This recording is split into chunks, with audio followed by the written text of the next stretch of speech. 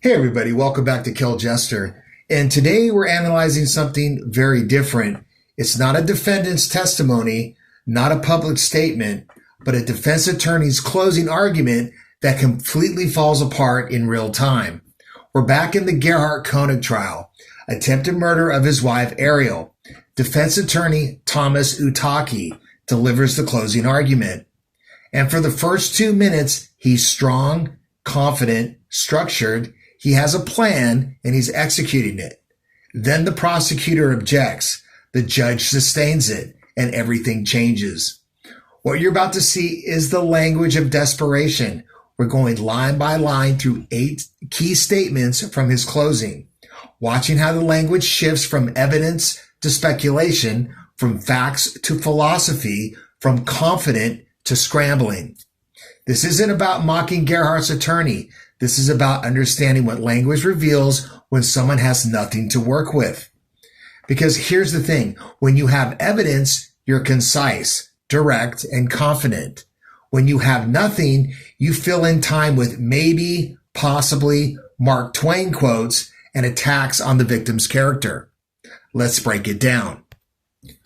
So right after the judge sustains the prosecution's objection, listen to what the attorney says. I'll add another unword. I'll add another unword. Undeterred. Stop right there. Another unword. He's already in defensive mode. He's creating a pattern. Unwilling, unfaithful, unbelievable, and now adding undeterred. This is framing. He's trying to control the narrative by creating a catchphrase. But watch what happens next. They are undeterred by the evidence. It doesn't matter what it shows. They're going to spin it in their way, in their favor. Who's they? Well, the prosecution. And what does undeterred actually mean here? It means they won't change their theory even though I say it's wrong. Translation, they have evidence, I have objections. He continues, undeterred by the DNA. The DNA shows she's holding the rock. Undeterred. Oh, must be because she was blocking. Count that. Undeterred. Said 4 times in 3 sentences. When you repeat the same word over and over, you're not making a point, you're filling in time. And notice what he does with the DNA. He acknowledges it, then immediately dismisses with, oh, must be because. That's not analysis, that's deflection. Undeterred. The computer. Undeterred. Still shows he has a financial motive. Undeterred. 3 more times. Now we're at 7.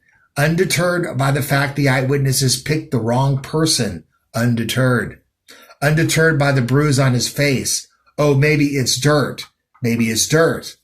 9 times total now. And then he ends with this. Evidence should lead to theories. You don't come up with a theory and then search for evidence to spin it to fill your theory. Here's the irony. That's exactly what he's doing. He's not explaining the evidence. He's saying they won't change their theory 9 times and hoping repetition makes it true. What this reveals, when you say something once, it's an observation. When you say it 9 times, you're trying to convince yourself. So we'll go on to statement number 2. Now he's addressing the DNA evidence directly. And this is where it gets really interesting. The rock was in her hand. The rock was in her hand. The DNA shows that. Okay, so he's acknowledging the DNA shows Ariel held the rock. But wait, his client says she didn't hold the rock. He did. So how does that explain this? This idea, well, maybe when she was blocking, it hit her. That's not going to lead to that much of her DNA on it more than him. Well, there it is. Maybe. Not the evidence shows, not the science proves, maybe. And listen to the logic. If he's holding the rock the whole time and she's just blocking, there's going to be more of his DNA than hers. That's exactly true. So what's the problem? The problem is the DNA shows Ariel's DNA at a ratio of 1 trillion to 290 compared to Gerhardt's. That's not blocking, that's holding. So he can't say that. So he gives us maybe.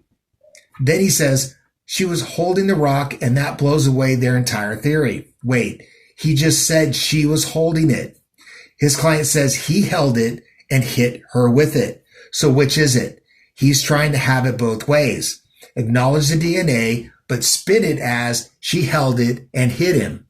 Except that doesn't match Gerhardt's testimony or the physical evidence.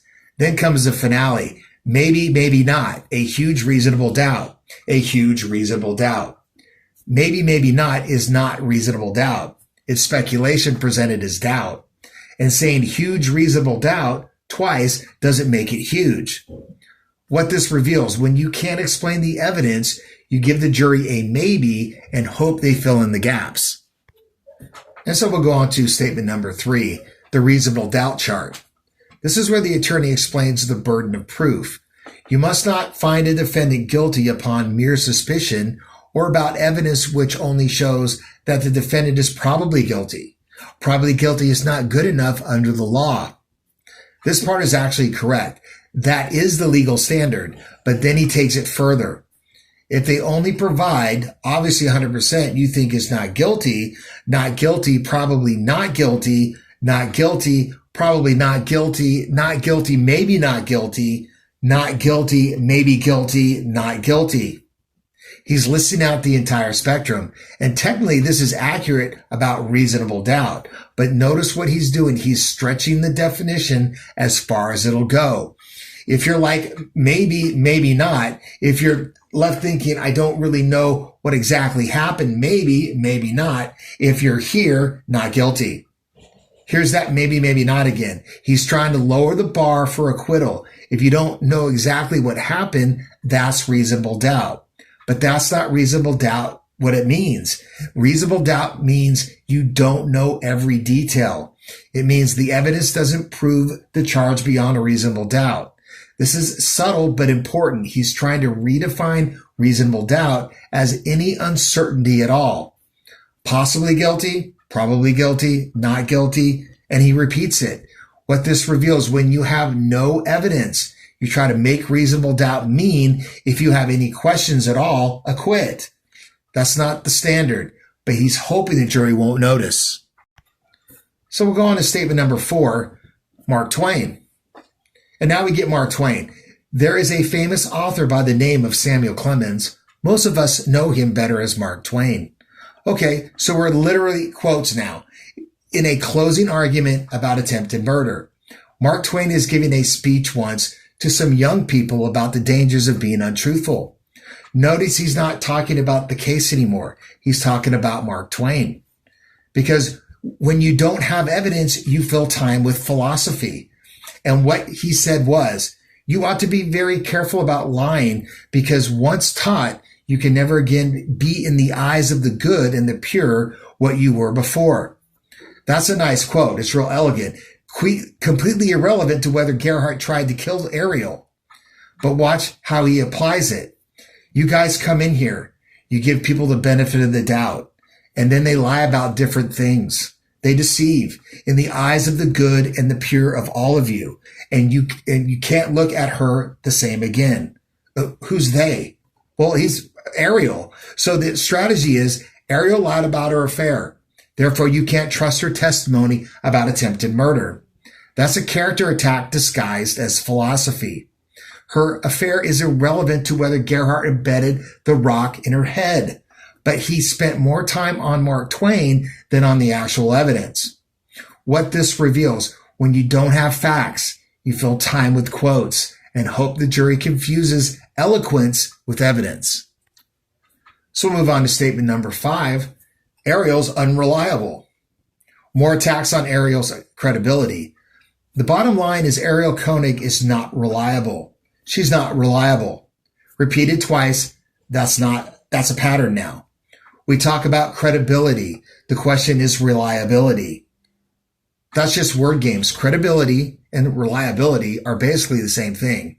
When he goes into her medical records, after the fact, she tells her primary care doctor in an email to add, can you add traumatic brain injury? And this is presented as deceptive. But here's the context. Ariel was hit with a rock. She was asking her doctor to document her injuries. He's framing routine medical documentation as some grand deception. This shows she is not just asking the primary care doctor to do this. She's deceiving the primary care doctor into believing that the Queen's records said traumatic brain injury. That's a lot of assumptions about motive. He's not presenting evidence. He's telling you what you think about her character. She lied about her affair. She lied to her primary doctor. The affair, again, we're spending a lot of time on that affair. And then the closer. If she's going to manipulate her PCP doctor, if she's going to be deceptive to the detective, do you think for a second she would hesitate to be that way with you? This is rhetorical strategy. Build up small lies to suggest she's lied about attempted murder. But none of this explains the DNA. None of this explains why Gerhardt fled. None of this explains Emil's testimony. What this reveals, when you can't address the facts, you attack the witness character and hope the jury votes based on who they like, not what happened. So we'll move on to statement number 6, where Emil was, I guess, just confused. Now he's going after Emil, Gerhardt's 19-year-old son. Emil testified that he heard his father say he tried to kill her on a FaceTime call. That's pretty damning, so how does the attorney handle it? At the end of his redirect, he says, without a doubt, I know what was said. Do you recall how he had to try 4 times? The first 3, Emil said, yeah, I was confused. I'm kind of confused. So the strategy here is Emil's confused. But watch the framing. He had to try 4 times. Who's he? The prosecutor. The attorney is suggesting the prosecutor coached Emil into saying what he wanted. And finally, Emil understood what the prosecutor wanted him to say and then agreed. There it is, explicitly. Emil was coached, not testifying truthfully, but then comes the safety net. I'm not faulting Emil at all. Okay, this was a misunderstanding. It's a classic move. Attack the testimony, but say you're not attacking the witness. And then the rationalization. It's not his fault. He's lived with Ariel the last year. He wanted to be on Maui. He likes it here. He knows the only way he can stay here is living with her. So now Emil's testimony is unreliable because he wants to live on Maui. That's not evidence. That's speculation about motive. He understood what the prosecutor wanted him to say after the 4th try. And he ends with that again. What's this reveals? When a witness says something damaging, suggests they were confused or coached, but don't actually prove it. Emil heard what he heard. The attorney is asking the jury to ignore it based on maybe he was influenced. So in statement 7, this is the self-defense argument. The scuffle started on this mountain trail and ended up on the ground. Whether they tripped or fell, whatever, he ended up on her. Whatever. That's doing a lot of work here. He doesn't know how they ended up on the ground, but he needs you to believe it was accidental. And then he told you how she's grabbing his testicles. Classic self-defense framing. She was attacking him. Then comes the key part. It was all happening so fast, We spent a lot of time going through it all. That's not real life. In real life, you don't get hours to be like, okay, and then you did what? This is actually interesting. He's acknowledging the under cross-examination. Gerhardt couldn't explain his actions clearly. So the defense is, it happened too fast to explain. It was happening in seconds, and he reacted, and he had a reflex. And that's human. That's human. That's human. 3 times, he's human. When you say something 3 times in one sentence, you're trying to make it sound normal. But here's the problem. Ariel was hit with a rock. That's not a reflex. That's sustained force. He reacted, and then he felt horrible about it. And he said he told you about that. He never wanted to hurt her. Never. So the argument is he hit her with a rock, but he felt bad about it. So now it's okay. Feeling bad after doesn't change what happened during. What this reveals, when you can't explain the violence, you call it a reflex and say it happened so fast, hoping the jury doesn't think too hard about sustained blunt force trauma to the victim. And we'll move on to the last slide, and we're going to end with JFK.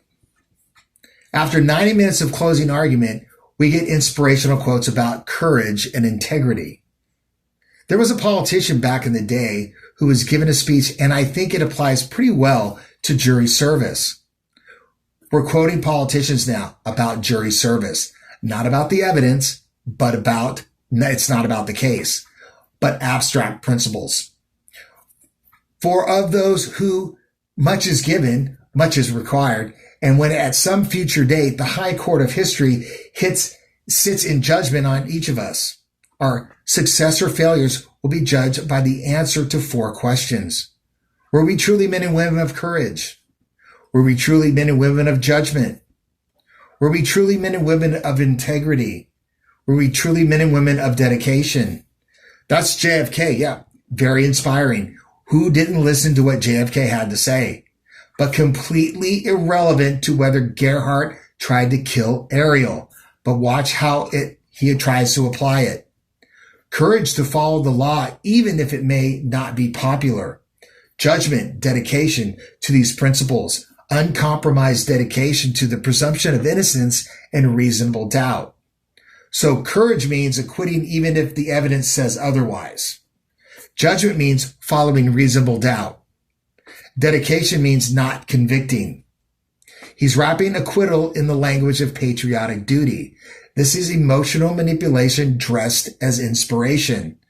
And it tells you everything about after 90 minutes, he's ending with JFK quotes instead of evidence because he doesn't have any evidence.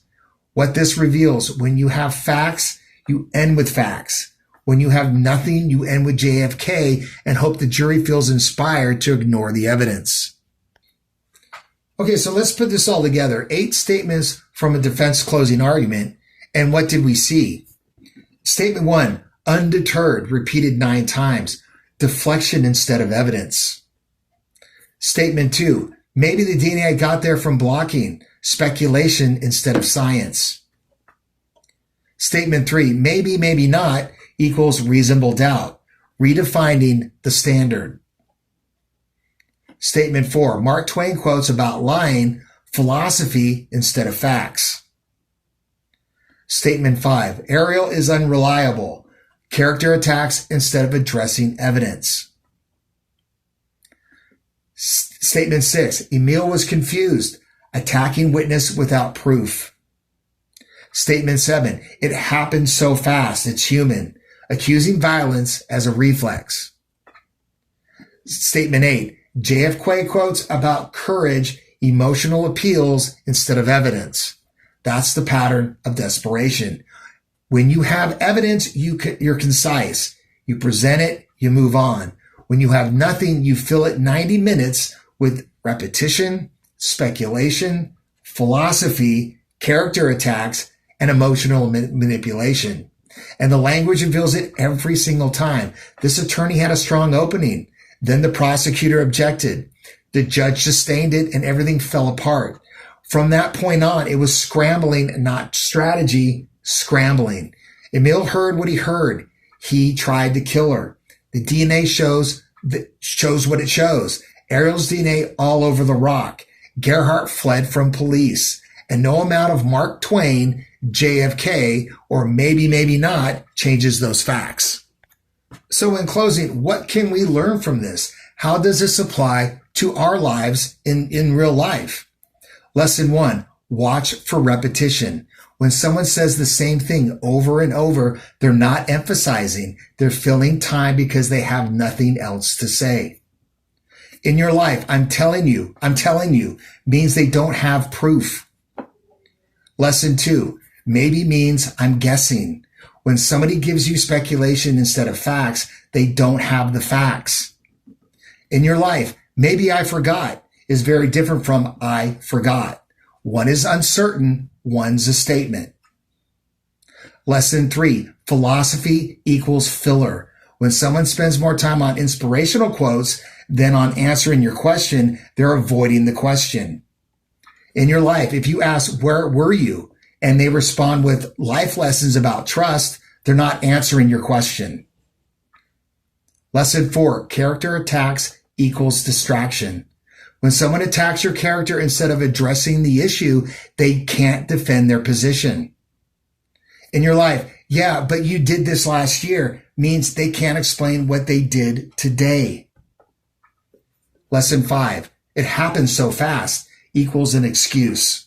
When someone says things happen too fast to explain, ask yourself, is that true or are they avoiding explanation? In your life, it all happened so fast can be legitimate or an excuse for not thinking. Context matters. Lesson 6, emotional appeals at the end equals no evidence. When someone ends with inspiration instead of information, they don't have the information. In your life, if they end with, I'd never lie to you, instead of answering the question, that's your answer. Lesson 7, watch the shift. The opening was strong. The objection changed everything. The shift from confident to scrambling told you everything. In your life, when someone's explanation changes tone halfway through, that's not the moment. That's the moment to pay attention. That's when the story is changing. So final thoughts. This defense closing is a masterclass in what happens when you have no evidence. The attorney started with a plan. The objection broke it, and everything after was damage control. Repetition, speculation, philosophy, character attacks, emotional manipulation. All of it is just filling time. None of it is addressing the facts. And the language revealed it every step of the way. When you learn to hear these patterns, you'll recognize them everywhere, in courtrooms, in boardrooms, in your living room. The language of desperation is universal. And once you hear it, you can't unhear it. Subscribe to learn how to spot these patterns. Hit that subscribe button. Share this with someone who's interested in forensic analysis. Leave a comment. I read those. Remember, strong arguments don't need Mark Twain. They don't need JFK. They don't need maybe, maybe not. They just need the facts. Thanks for watching. I'll see you in the next one. First words reveal first priorities. Truth doesn't change, but lies do.